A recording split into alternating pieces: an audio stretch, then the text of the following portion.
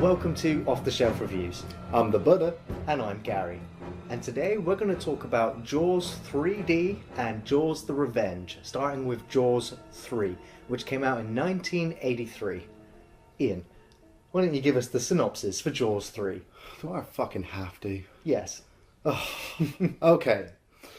So, another shark has turned up at SeaWorld. Michael Brody, played by Dennis Quaid, is working at SeaWorld as a technician with his girlfriend Kay, who works with the animals. A small baby great white shark swims into their open lagoon and unwillingly gets captured by them and goes to be put on show. They then realize after a few bodies are found that there is a bigger shark waiting underneath the water. This movie should not have happened. It was even originally conceived as a parody movie, a spoof movie on the Jaws franchise. Elements of that spoof can still be seen in the actual movie. It was originally going to be a National Lampoon's movie. It was going to be called National Lampoon's Jaws 3 People Zero. Of course, all of those scripts were dropped in favour of actually trying to produce another scary adventure horror movie with the shark.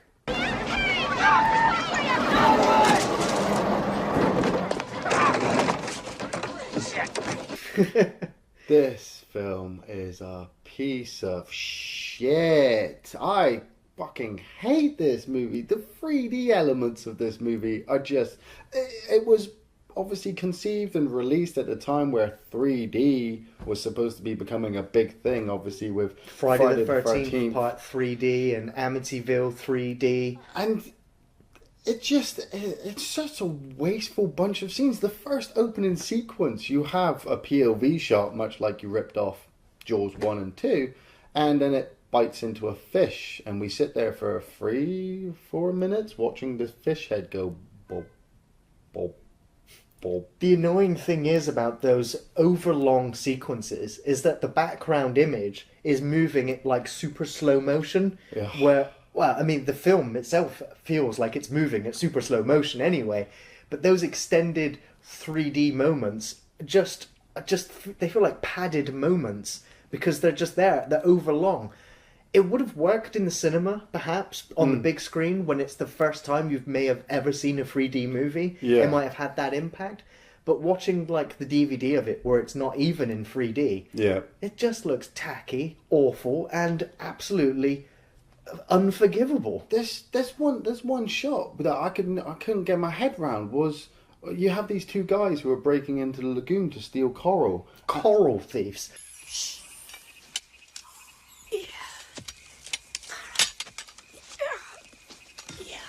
Climb over the fence and take it easy with the raft.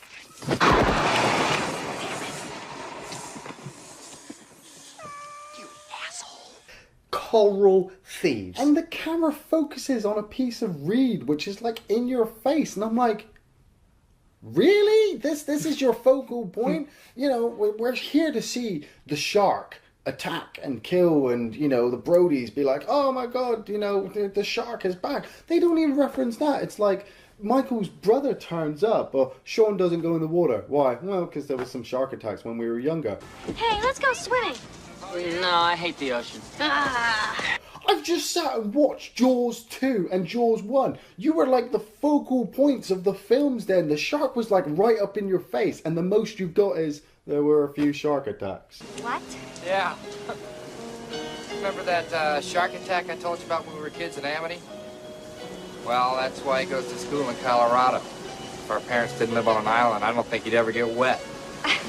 My dad, he's the same way. God, I love this place. Phased much? I don't mean this in any disrespect to anybody who like dolphins, but the fucking dolphins piss me off. Come on, Cindy. Come on, Sandy.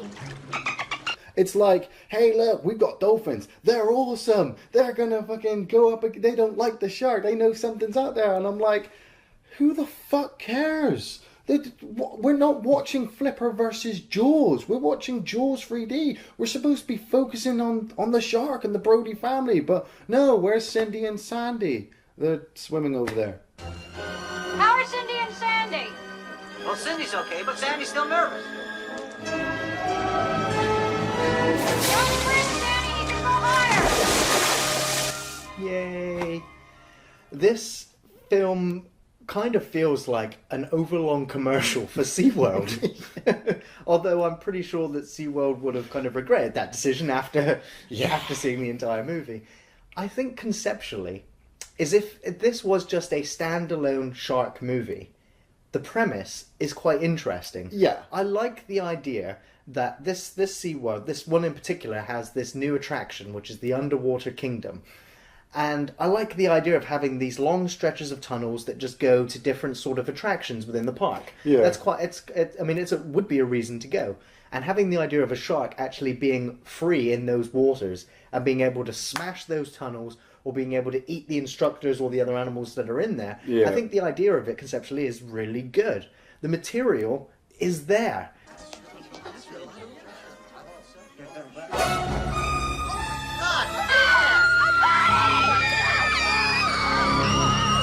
It's been said in some of the makings of that the script doctors butchered the script, and obviously we already are aware of that, considering that the original treatment was for a parody spoof movie. Yeah. It almost seems like they chucked 10 scripts together, put them through a grinder, and then went, "This is what we're shooting today."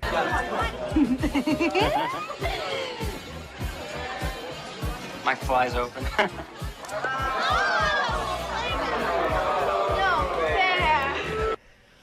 On top of the fact that it's a gimmicky 3D movie,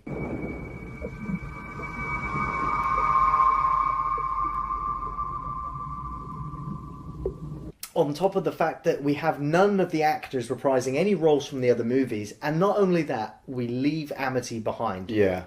Those are all of the big no-nos. So the fact that they decided to call it Jaws again is just just tells you that this is a cash-in movie. However, there is one person responsible for it, who is the director, and I will give the director to this film massive props for the work he did on the first two movies as the production designer. Yeah. And so giving him the reins to direct this movie, he doesn't understand these special effects. He doesn't understand how to direct actors or to create tension. And so a lot of it comes across as really laughable. Control, this is Venture 1. We're at 25 feet headed for the Spanish galleon. I can see you now. Hi, Mike. The biggest problem I have with Jaws 3 is that it is at that sort of changing times in cinema special effects.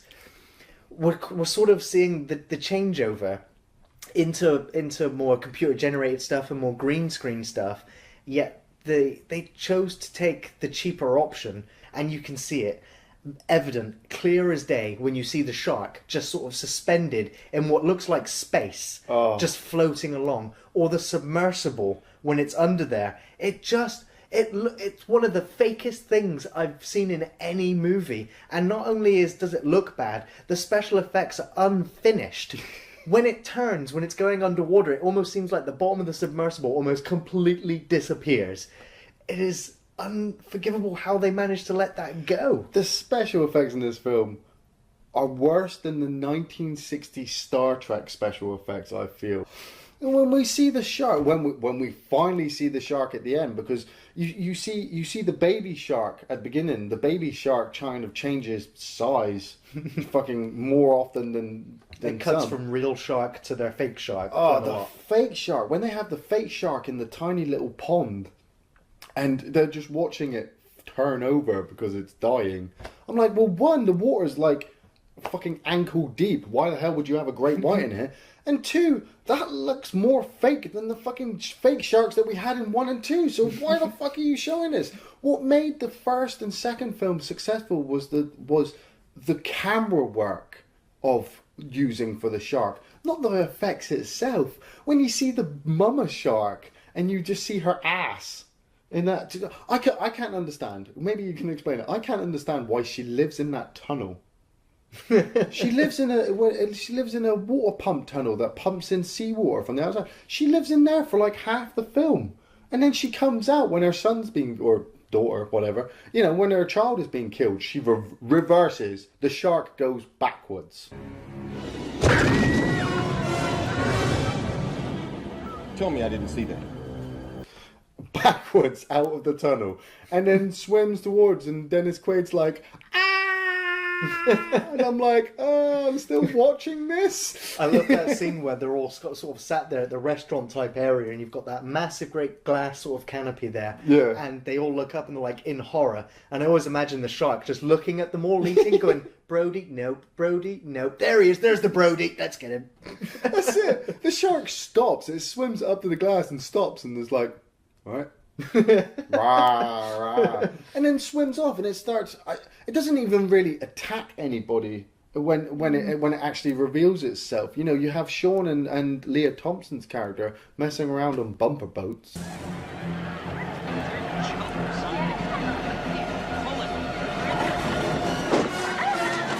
That's it. Leah Thompson's first movie before going on to do Howard the Duck. Back to the Future. And Back to the Future, of course. And they get knocked into the water, and the shark comes up from underneath her and grabs her. Now, obviously, in Jaws 1, Quint had been bitten in half and the little boy had been killed. In Jaws 2, Margie had been eaten all in once. Anyone who ever came within an inch of Jaws' teeth, dead. Yeah.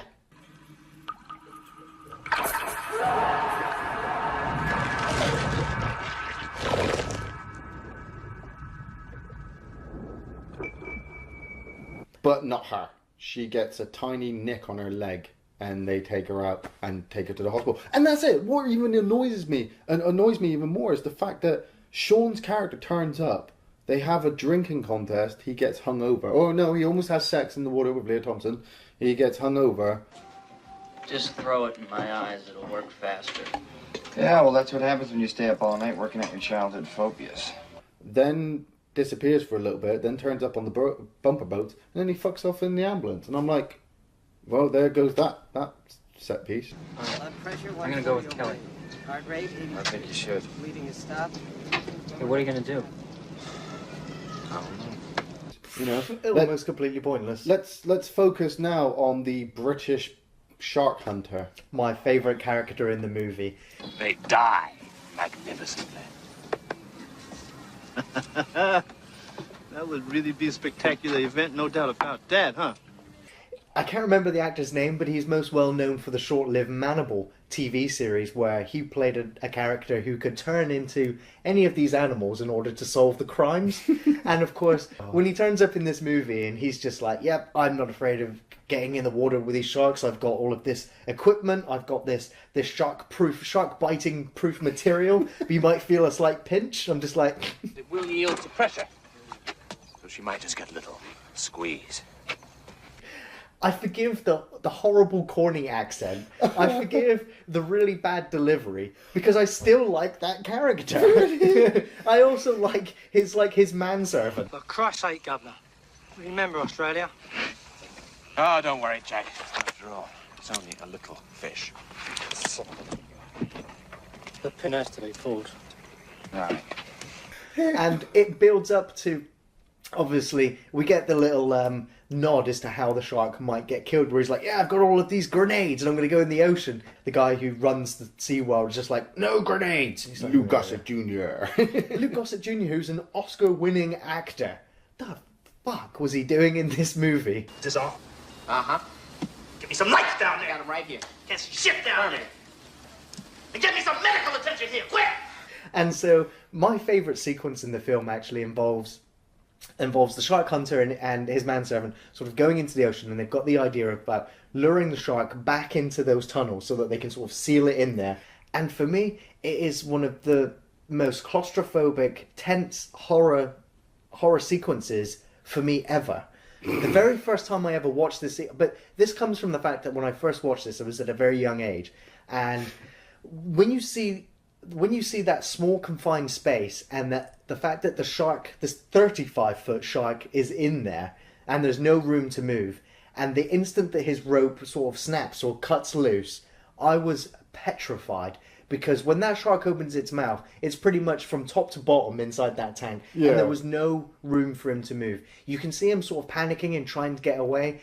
And the editing is slightly off. And because in the very next sequence, he is inside the mouth of Jaws. And the camera's in there with him. And you can see his sort of respirator is sort of moved away. He's taking on water, so you can hear him gurgling. You can hear the panic in his voice. And you see the camera, you sort of see from inside of the mouth, closing down. And for me, that was the most petrifying thought that you could have, was that other than just being eviscerated and killed straight off, was to actually be inside the belly of the beast looking out.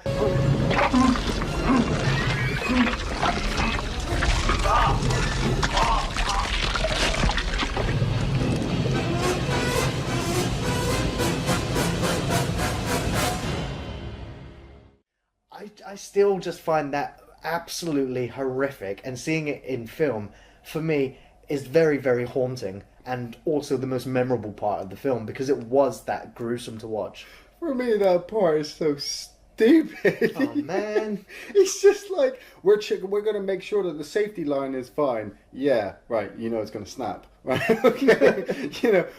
He's pulling himself through, and the shark's mouth takes up this whole thing. But when the shark closes his mouth, why didn't he just swim on top of it? Why didn't he just stick on top of it? Instead, he ends up getting pulled into the mouth and then just gets crushed.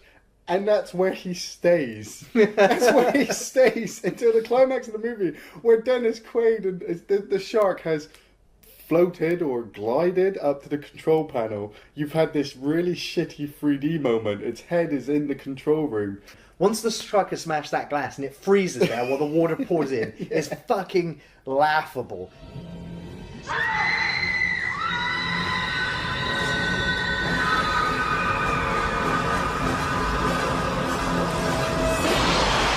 They should be embarrassed about that shot. However, once the water is flooded into that control terminal, and when you see the shots of the shark's tail on the body outside, it looks naff as hell. But when you cut to the shark's mouth inside the terminal and it's trying to chomp down on people, again, I felt petrified of that.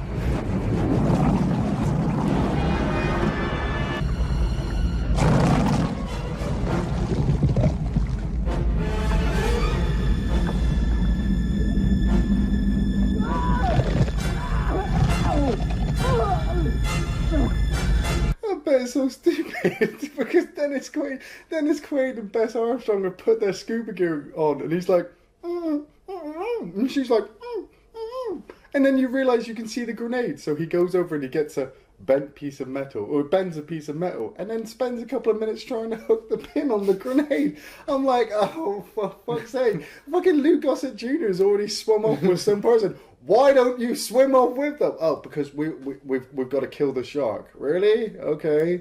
I suppose we need an ending to this film. My favourite scene, and I truly mean this wholeheartedly, my favourite scene is after the coral thieves have got into the water in their little rubber dinghy and have been killed by the shark. You focus on the rubber dinghy, and the rubber dinghy goes and sinks. Pretty much like this film for me. This film for me goes and sinks. I'm done. I'm like, okay, film's over. I do and I don't recommend Jaws 3D. I will say that the film has many moments in it that will make you laugh out loud because it does feel like a spoof movie anyway, just because it's trying to take itself so seriously. There are a lot of moments in the film that I still enjoy to this day, and as I've said before, the shark it does look silly, but some of the shots I think are very scary. I only recommend this film if you want to complete your entire knowledge of the entire Jaws franchise. On repeat viewings, there's very little here for you. Dennis Quaid does the best he can to save the movie, even though some of his lines just sound like absolute gibberish. Then again, most of the characters' lines are just gibberish anyway. Yeah. But for me, I like the concept, I like the location, I like the idea of what's going to happen more than what actually happens in the film. Like Gary said, I only recommend this film if if you've gotten past 1 and 2 and you want to carry on the series, laws of trilogies will tell you that the third film is never as good as the original or the sequel, and Jaws 3 just cements that. There is no tension. There's barely any action. There's like 2-3 deaths in the whole film. The shark effects are terrible. The underwater effects are terrible. The acting is terrible. The dolphins are terrible. The freeze frame at the end is terrible. SeaWorld is a bad location to go on. Lou Gossett Jr. is a brilliant actor, should not be in this film. Dennis Quaid is a good actor, should not be in this film. Bess Armstrong is a good actor, should not be in this film. It's just, I don't. Which brings us on to Jaws the Revenge, which came out in 1987. Iain, why don't you give us the synopsis for the fourth and final Jaws movie? Well, another shark is back. And this one is taking it a little bit more personally that the other 2 sharks were killed in Jaws 1 and 2. It comes to Amity Island and kills off Sean Brody, forcing Ellen Brody to contact her son Michael and head to the Bahamas. The shark then follows her to the Bahamas and tries to finish off what it started. Talk about a franchise that should have ended after the first movie. Getting this far into the series is just laughable. I mean, they did, even though the third movie made all of its money back and then some, did they not read the critical reactions to it? Did they not understand that this should now just be best left to cinematic history? Yeah. No. They even asked Roy Schneider to come back to reprise his role as Chief Brody again, because he was originally going to be the character that was killed off at the beginning of the film. Thankfully, Roy Schneider told them where they could shove that script. And what I do like is that it comes back to Amity Island at the beginning. Yeah. That's where the Jaws movie should be. And for me, the biggest problem is that they also disknowledge that the third movie ever happened. Yeah. None of the characters thankfully have any knowledge of any of the events that happened into it. So a lot of the production team actually said that this movie now completes the Jaws trilogy. So we do get one actress returning to the role, and that is again Lorraine Gary, who has now appeared in more Jaws movies than any of the others. Yeah. And she is literally the star of the movie. I thought she was the weakest part of the other Jaws movies, so having her as the lead part almost instantly just I have no real investment into her character, other than the fact that she does lose her son early on, and she is also now a grieving widower. Because they've decided to kill off Roy Schneider's character. Martin Brody is dead, and the only cameo appearance he has is a memorial sort of picture. In the office where his youngest son Sean is now become the deputy of the island. And he sort of has to deal with all of the mundane sort of criminal activity that happens on the island, very much like a nod to the first 2 movies, where Brody has to deal with kids karate chopping picket fences. Cow tipping? Claims kids come by at night and tip over sleeping cows. They're not giving milk. So it's just a little mundane thing. So I like the fact that it's setting up Amity, and we get to see it at Christmas time. We also have a few other actresses sort of reprising their role from the first movie. You've got Mrs.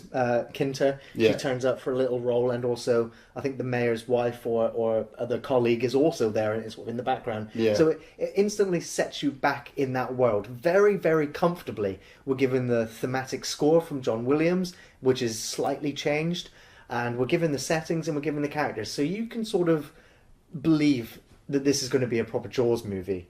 Until it goes to the Bahamas. I do like the opening sequence. Like we said, for me, this is a Christmas movie. I could stick Jaws the Revenge up with Die Hard and Die Hard 2 because it's set at Christmas.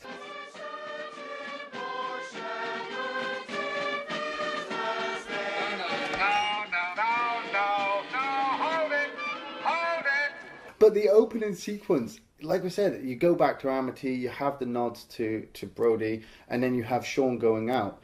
And I love It's a trap! It's a trap. That's something I can't get over. The shark has set a trap for Sean by putting a log underneath a buoy.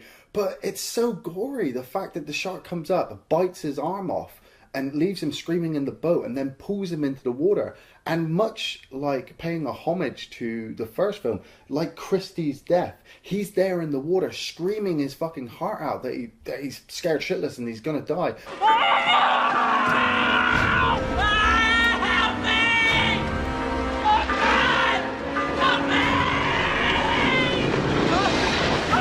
But you've got all these carol singers on the shore just kind of drowning out his noise. So I love the fact that obviously it pays slight homage to that. I also agree. I think Sean Brody's death at the beginning of Jaws the Revenge is perhaps the best death in the entire Jaws franchise, other than Quint's death.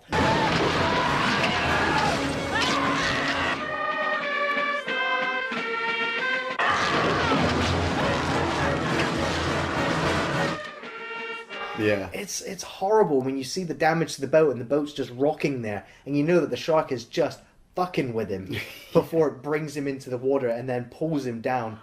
Oh, it's gut-wrenching. Every time I rewatch the film, I forget how horrific that opening sequence is. There's a small problem I have with the scene, of course, and that is the moment the shark comes out of the water to attack Sean, it's got a mouthful of blood already. Yeah, already. It's very rapidly cut, though, and you only sort of notice it after you've watched it a few times.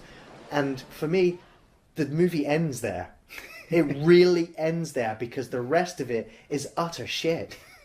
It's not as bad as number 3. I mean, yes, they do go to the Bahamas, and obviously, you know, they frantically tell you over and over again that great whites don't come to the Bahamas. So why is too warm? Why is this great white coming? And then you have to Not only that, my problem is the fact that they are attacked by Jaws in Amity.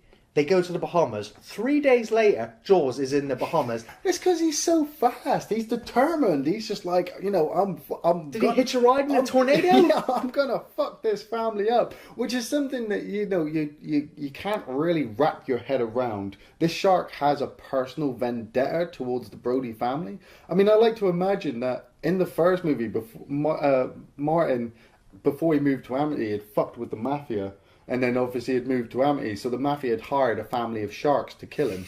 And so then he'd killed the shark in the first one, and so they'd sent in the second shark, so he'd killed the shark in the second one, and then technically the shark in the third one, but there's a third one that exists, I'm not entirely sure. And then the fourth shark, the child shark has grown up, and he's like, my mum's dead, my dad's dead, it's those fucking Brodies.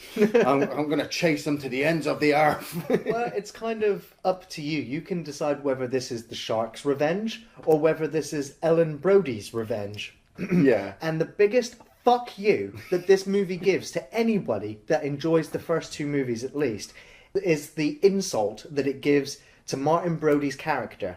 How did Martin Brody die? Heart attack. Okay, I can understand that people have heart attacks and die. Yeah. But the movie goes so far to say that he died as a heart attack because of the shark. Can't believe that voodoo. Sharks don't commit murder. They don't pick out a person. It picked out Sean. It killed your father.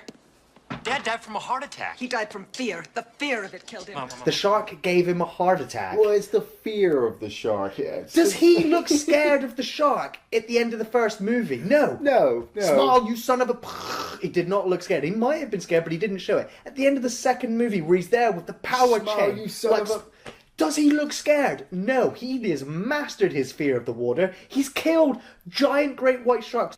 Yet he dies like several years later of a heart attack from the shark. I'm like, did the shark did it haunt his dreams?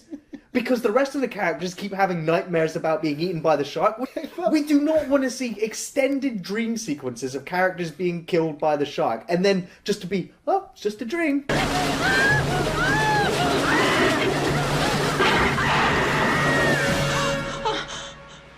I'm just going to imagine this whole movie was a dream. I actually, that was one of my favourite sequences, is where Ellen has gone out into the water, and it's actually a dream. Mainly because it's tense like the first movie. It's not tense. It's ridiculous. She spent the whole time going, get out of the water, get out of the water. I'm going to go for a swim. In her dream, that's obviously the way the nightmare has been built up. I mean, it's yes, it's laughable that this film should even exist. But like we said, people were just lured to the cinema on the off chance that they would see a shark eating people. And the story behind it, even the story behind the first one and the second one and the third one, is laughable in places. So obviously the studio is going to sit there and go, well, let's just make a fourth one and we'll see what kind of money rolls in. Jake and I are scientists, you know? We're almost PhDs. We know what we're doing. There's nothing to worry about. I have to give credence to the actors. I mean, we do have, obviously, Lorraine who carries the film as Ellen Brody, keeps her character alive, even though other people are dying of heart attacks. You know, we have Michael Caine playing Hoagie. And, you know, Michael Caine has even gone on to say that it was just a paycheck, that the film literally didn't mean anything. He just wanted to be on a movie set in Hawaii. But it works. I believe his character of Hoagie is believable, that he is obviously just spending money and fucking flaunting with women left and right. I guess that's bad. Depends on your point of view. Mario Van Peebles. I know Mario Van Peebles isn't an Oscar-winning actor, but I like him, and I like him as Jake because he's a fun balance to go along with Michael's character. Sharp shirt, Jake. Hey, may your sex life be as busy as your shirt. Thank you. And the actor who plays Michael, I enjoyed him from Halloween 2 and The Last Starfighter. So you have all these other brilliant characters. One of the main characters I do want to bring up is Judith Barcy, who plays Thea. Yeah. This little girl, I read this up when I was getting ready to review this film. She had voiced a character in The Land Before Time, and she'd also gone on and voiced a character for All Dogs Go to Heaven, and had obviously starred in Jaws of Revenge. But a year after this film had been released, the poor girl was murdered by her father, and her mother was murdered as well, and the father committed suicide.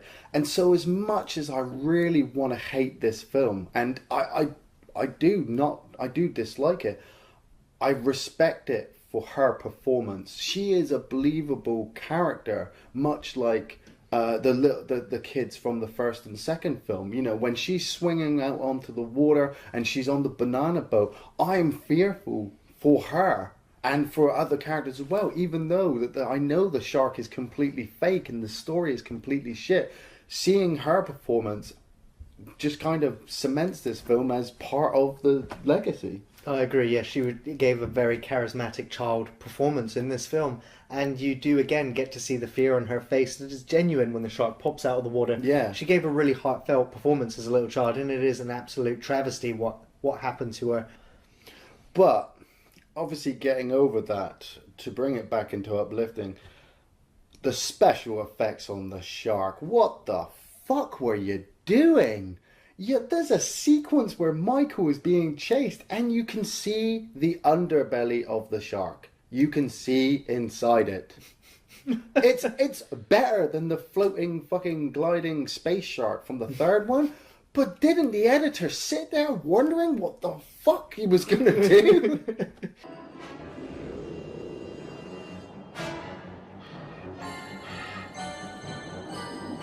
My actual favourite scene in the movie is that sequence where Michael is chased into the shipwreck. Yeah. Just because, again, it's a very claustrophobic environment. Yeah. You have no idea where the shark is in the shipwreck, and so Michael's constantly looking around. And again, we get the odd close-up of the shark's eye, of its teeth, of the scale of this thing moving through the shipwreck, and then it's almost disappeared. And he's got no idea where it is. And so Michael's desperate to try and get back to the surface. And for me, the scariest shot in the movie, for me, always, is when he's just about to release the pressure from his air canister and shoot up, when the shark just bursts right through the wall.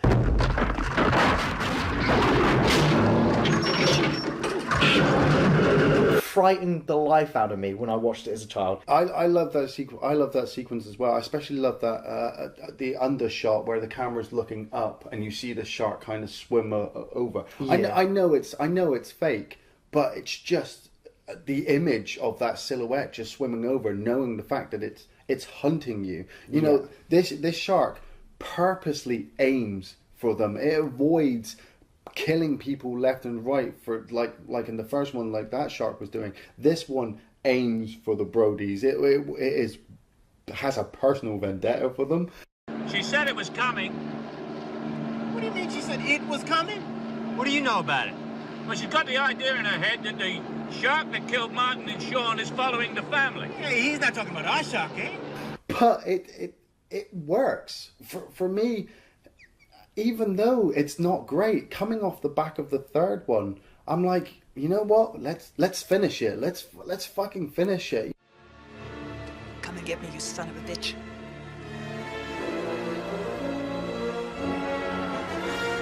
It feels like a TV movie because Yeah. the entire film is padded with melodramatic scenes that go nowhere. There are entire subplots that have no payoff. In the book, I know that Michael Caine's character is supposed to be a drug smuggler. Yeah, yeah. And Michael's character sort of asks questions but gets no answers. And we get loads of scenes where it's Hoagie and Ellen just walking along the beach, having dinner, flying around on a plane, just having mundane conversations. You know what? Even the editor was so bored with some of the conversations that they just sort of fade out the conversation and just cut to another scene. I was picked up by this tribe of headhunters, and they took me to see their chief. You are impossible. He took a long look at me, then took me in his hut. Inside his hut, there was a long pole.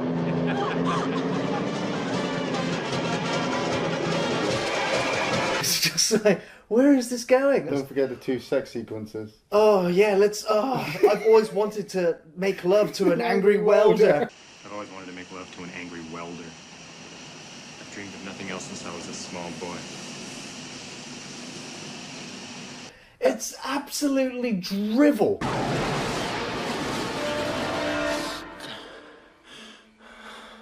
Echo?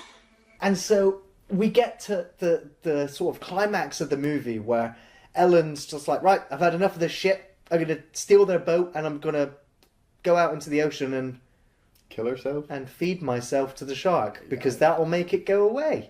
Why did you take the boat? It kept Did coming. you realize what you were doing? I had to do it. There was nothing else to do. Mom, you shouldn't have done it. I tried to tell you. I tried. But she has no plan or purpose other than sailing out into the ocean and what? Did she expect to go out there and have a reasoning conversation with it? I know. What she tries to do is try and capture a Sigourney Weaver Aliens moment. Yeah. And it just is so laughable. I don't understand why they did it. Come and get me, you son of a bitch. It leads up to an action sequence where when Michael Caine decides he's going to land his plane in the ocean. Hang on to your socks, lads. Hey, wait a minute, man. You sure you know how to do this? Of course not. Where's the fucking shark in the ocean? I'm going to land on next to the ocean. Well, What am I going to do? We're going to swim over to the boat. Yeah, well, the shark is still in the water. And then when the shark comes up out of the water, Michael Caine's like, oh, shit. Oh, shit. That is your reaction? It's the same reaction as when the shark is attacking the boat earlier and everyone's on the boat like, great white shark there.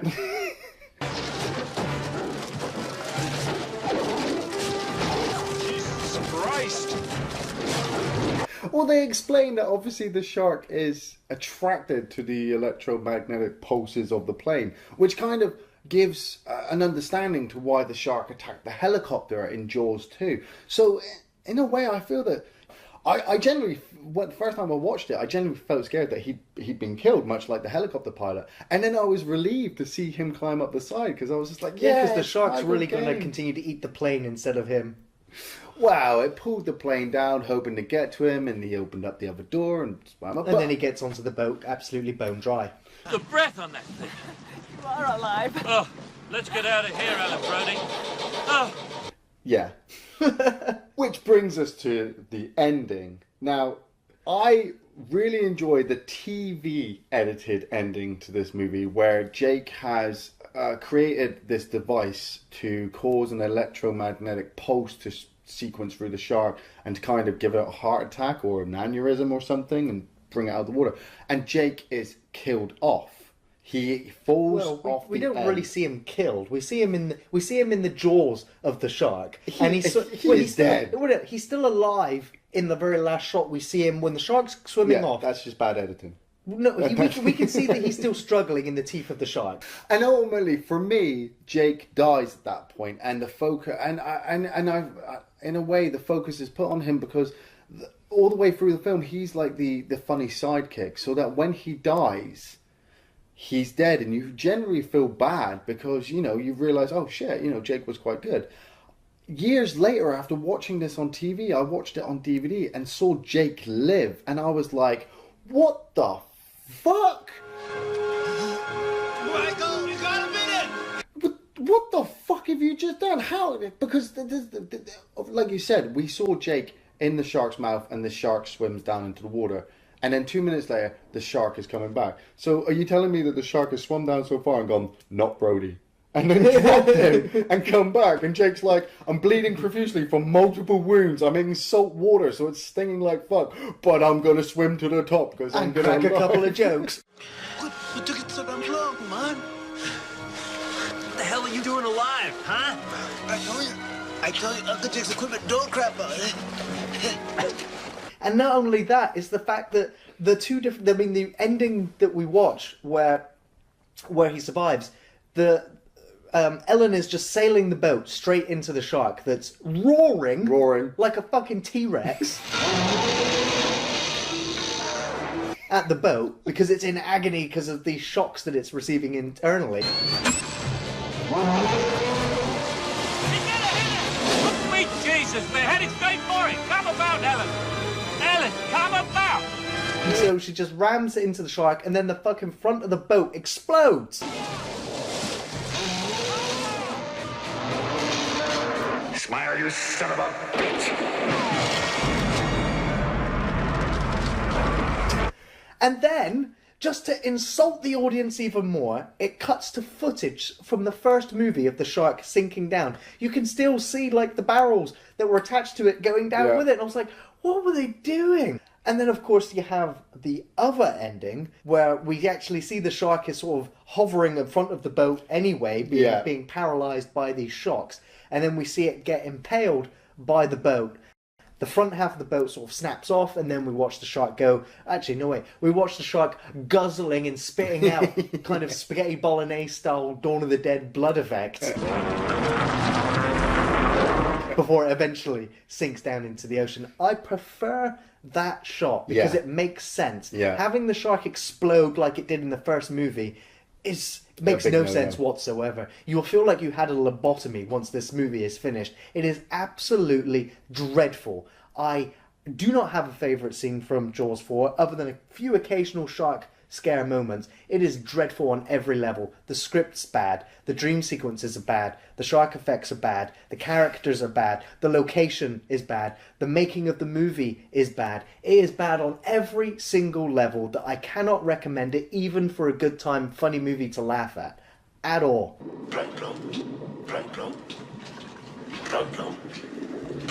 Dick, knock it off. All right, just don't try to renege on our deal. I recommend this movie if you've gotten past the third one. If you've watched the first one, you've seen the second one, you've gotten through the travesty, which is number 3, then you can survive number 4. You already know what's going to happen. You already know how the story's going to turn out. The acting, it's not brilliant, but it keeps it afloat. Like I said, my recommendation is towards the little girl Thea, just in respect and memory of her. The special effects are fucking laughable, but better than number 3. The location shouldn't have been in the Bahamas, but, Amity was getting a little bit boring after a while. I've got nothing really good to say about Jaws the Revenge. I think the entire franchise, it died on that movie. I don't think it made its money back. I think the critical and fan reaction to it was so dreadful that the studio just sort of closed the book on making Jaws movies. However, that hasn't stopped every other Tom, Dick and Harry attempting to make another shark movie. We have not seen the last of Jaws movies. If you think Jaws 3 and 4 are bad, go watch Great White or The Last Shark, as it's called. Go watch that and tell me or Jaws of Revenge is Cruel bad. Jaws, or Sharknado, or Sand Sharks, or Swamp Ghost Shark, Sharks, or Swamp Shark, or Shark Attack 1, 2, and 3. Sharks in Venice. The list goes on, and these movies are still being spat out. And all they do is just elevate the very first Jaws movie on that plateau of just being untouchable in terms of its filmmaking. Yeah.